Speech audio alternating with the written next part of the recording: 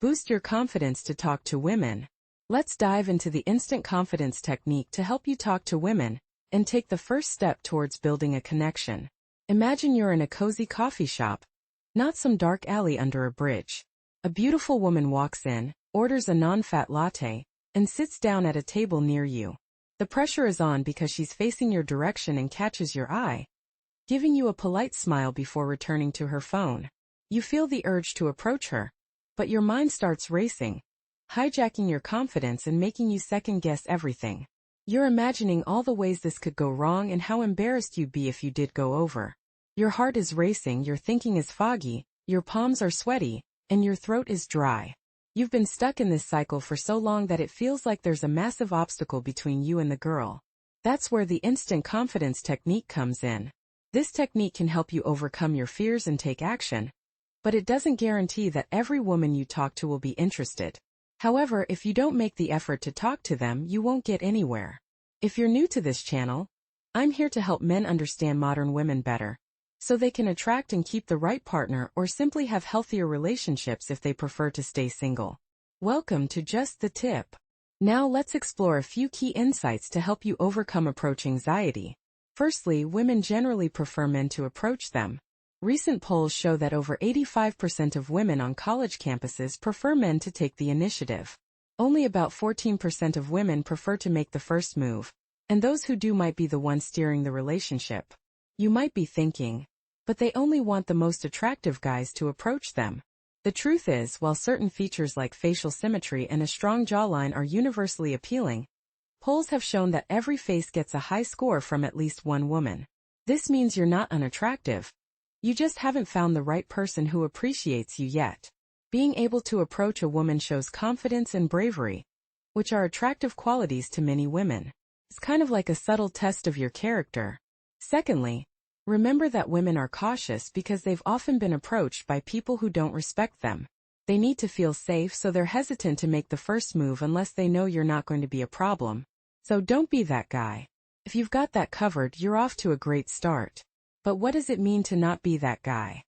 Essentially, it means respecting others and being genuine. If you can avoid being a jerk and focus on building genuine connections, you'll be more likely to succeed. The instant confidence technique is about taking that first step, focusing on the present moment, and letting go of all the what-ifs. By doing so, you can build real connections and improve your chances of finding a meaningful relationship or having better interactions with women overall. Understanding who someone is or what they truly care about can sometimes feel like a game, especially when someone is only pretending to be interested in order to fulfill their own desires, often of a romantic or sexual nature. However, Anna, this isn't merely a strategy. Knowing this insight can actually empower you to make it work in your favor. Let's pause for a moment and consider a crucial point. You are not in any real danger when you approach someone. Unless, of course, you find yourself sprinting across a busy street while dodging oncoming traffic or facing a fictional monster like Godzilla. The likelihood of facing dire consequences when approaching a woman is quite slim. The only real risk might be tripping and accidentally injuring yourself, perhaps on something as innocuous as a sharp pencil. But since we've already established that she's not standing in the middle of a chaotic street but rather engrossed in her phone, the chances of any serious harm are minimal. Now let's take a moment to reflect on reality. You could potentially miss the opportunity to speak to this captivating individual before your time is up. Is that a scenario you want to entertain? I think not.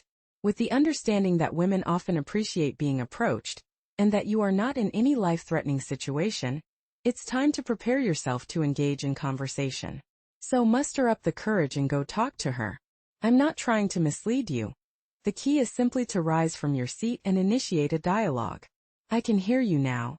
But Anna, I'm sitting here in my own thoughts trying to figure out what to say. I get it, and it's perfectly normal to feel that way. So take a deep breath and keep in mind 3 essential tips. Women admire bravery, you're not a jerk, and you're not facing any real danger. Now let's focus on being present in the moment. You were just lost in your thoughts, weren't you? It's crucial to pull yourself out of that mental space and into the here and now. This is where the instant confidence technique comes into play. To ground yourself, concentrate on your 5 senses: sight, touch, hearing, smell, and taste. By redirecting your energy from your mind back into your body, you can alleviate the physical sensations of fear. Remember, fear often originates in our minds, and it can be defined as false evidence appearing real. The narratives we create about potential negative outcomes. So take a deep breath and mentally list what you can observe. Perhaps a tree outside, some magazines on a shelf, or the chalkboard menu. What can you feel? The chair beneath you, the table, or the cold coffee in front of you? What sounds are around you? The hum of traffic, the whir of the espresso machine, or someone placing an order? What scents can you detect? The aroma of a grilled panini or the pages of a book? And what about taste? Take a sip of that cold coffee or wipe a crumb from your lip. The goal here is to shift your focus away from your thoughts and diminish the physical sensations of fear. Of course, if you spend too long in this exercise, she might leave, but it's still valuable practice. Now, before you allow yourself to get lost in thought again, it's time to stand up and approach her. Right now. Remember, most women feel flattered when someone takes the initiative to talk to them. You're not a jerk, and you're not in any danger. Lastly, I'll share a quick anti-anxiety technique that might help you even more effectively. I know you're wondering, but what do I say? The truth is, the specific words you choose are not as critical as you might think. However, since you're curious, let me share a simple yet effective line that a very shy guy once used when he approached me in a park. "Hi, I noticed you sitting here reading and I thought to myself." This approach is straightforward and genuine, making it a great way to start a conversation. "Ah, she appears to be such a pleasant individual. I bet she wouldn't mind having some delightful company for a brief spell, right?" And you know what? His awkward line was actually quite charming in a nerdy sort of way. His nerves were palpable, making him all the more endearing. What transpired next? We ended up engaging in a captivating chat, followed by a delightful lunch together. Curious to know how the story unfolds? You'll have to check out my memoir. It's not your typical dating advice manual, I assure you. Now let's delve into why initiating a conversation using the line, "She looks like a nice person," can be surprisingly effective. This approach doesn't focus solely on her physical appearance, which she likely receives compliments on frequently. Instead, it highlights her personality, something that often goes unnoticed or unremarked upon by strangers. Moreover, by assuming she is indeed a nice person, you're setting a positive expectation. Psychologically, she might feel compelled to live up to this image, potentially leading her to respond with a "sure, why not?" Or at the very least declining your offer in a gentler manner. After all, who doesn't appreciate kindness?